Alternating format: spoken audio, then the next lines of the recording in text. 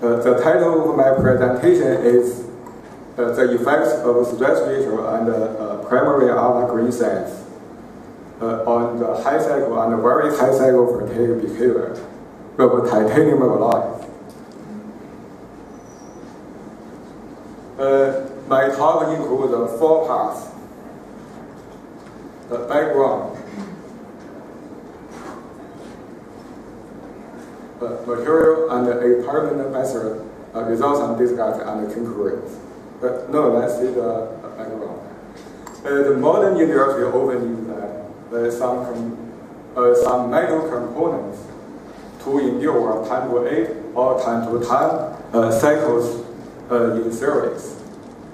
For example, the high-speed string. The high-speed train axle, when it runs 2.4 millikilometers, and the train axle rotates about 10 to 9 cycles. The titanium alloys have been widely used in aviation, space flight, and by engineering for their high strength, low density, high current resistance, and high temperature resistance. The engine structural integrity program stated that all engine parts should have a minimum life of 10 to 9 seconds in service. So it is very essential to study the very high cycle fatigue behavior of titanium alloys. Some researchers have indicated that the crack usually initiates from several phases in the interior of specimen for titanium alloys in very high cycle fatigue. And these 2 figures show the morphology of fracture surface initiated from the interior of specimen for titanium alloy with bimodal microstructure. And often the fisheye pattern with the rough area often observed in the fracture surface. The researchers also indicated that the microstructure, for example, the grain size or volume fraction, etc., has important influence on the fatigue behavior of titanium alloys. And this figure shows the titanium alloy with different primary alpha green cells by different heat treatment. It is seen from this figure that this specimen with bigger primary alpha green cells has a lower fatigue strength for the thin fatigue lines. In my talk, both the effect of stress ratio and primary alpha green cells are studied for the titanium alloy in high cycle fatigue and very high cycle fatigue field. The chemical composition of the material is shown at this table. And 2 groups of specimens were obtained by similar heat treatment. The primary alpha green cells for the specimen A is 6 micron, and the primary alpha green cells for specimen B is a little bigger, which is 9.5 micron. And in this talk, the effect of the primary alpha green cell and the effect of stress ratio will be studied. In the fatigue test, the ultrasonic fatigue machine is used, and the stress ratio R equals -1 and 0.1 is considered. And this figure shows the shape and the dimension of the specimen, which is for R-1 and R-0.1. And this figure shows the typical frag surface for the specimen for the group of specimen A at r equals -1. For the specimen A, all the specimen filled from the surface of the specimen.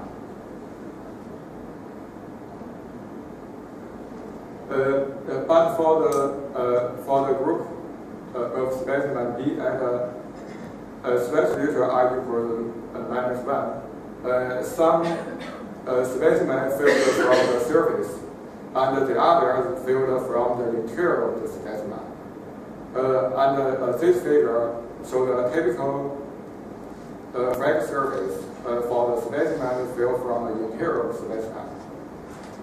It is seen that the fisheye pattern and the rough area in the correct combination side is observed for specimen B.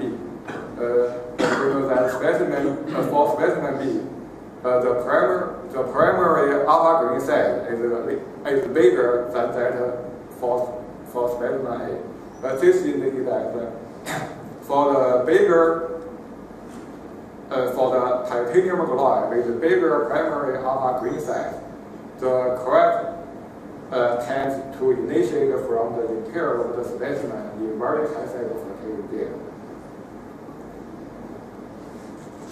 However, for both the specimen A and B at stress ratio R equals 0.1, the specimen tend to fill from the interior of the specimen, especially in the very high cycle fatigue regime. And in the correct ignition side, the rough area with the faces is clearly observed. And this figure shows the typical frag surface of the specimen. Now let's see the effect of stress ratio on the fatigue strength. This figure shows the estimate data of this titanium alloy on different stress ratios. It is seen from this figure that the stress ratio, the effect of stress ratio on the fatigue strength is related to the fatigue life, which decreases sharply with the increase of the fatigue life, especially for the fatigue life is large enough, for example, 10⁸ power cycle. The effect of stress ratio on the fatigue strength seems to be negligible. And this figure collected some other experimental data from literature. And from this figure, it also indicates that the effect of stress ratio on the fatigue strength is dependent on the fatigue life, which decreases sharply with the increase of the fatigue life.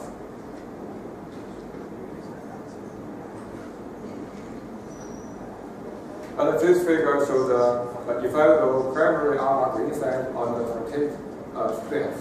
It is seen from the figure that for both the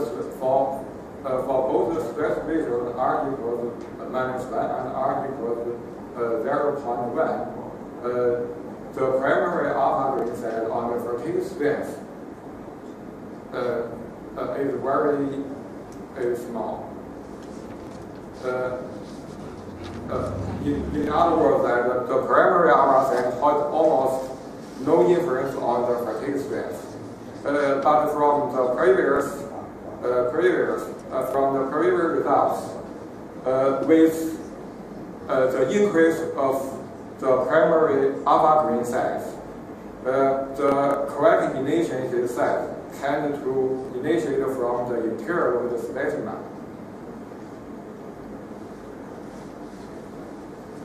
We also analyze the stress intensity factor range of the rough area, and it is found that the stress intensity factor range of the rough area is almost independent of the fatigue life, which indicates that the stress intensity factor range of the rough area keeps almost constant, and the weight approximates to the threshold value for the correct propagation in vacuum in literature. We also show the asynchronous data of this titanium alloys with different microstructures. For example, the primary alpha green set and the volume fraction of the primary alpha. And from this figure, it is seen that the microstructure has an important influence on the fatigue strength of the titanium alloys. For the forged specimen, which has the lowest fatigue strength, and all this asynchronous data is at the stress ratio at R equals -1. And this figure shows asynchronous data from present a permanent literature for the stress ratio R at 0.1, which also show the similar results. Now, let's conclude my talk. The primary alpha sense has almost no influence on the asynchronous data at stress ratio R -1 and R equals +1, but has effect on the correct ignition side.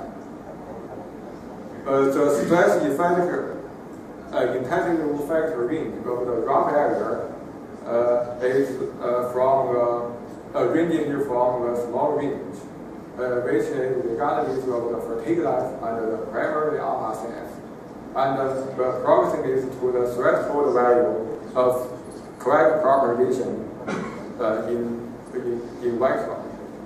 The effect of stress ratio on the fatigue strength is decreased sharply with increasing the fatigue level in very high cycle fatigue within, which seems to be negligible after a certain big cycle, for example, 10 to 8 or more cycle. Thanks for your attention.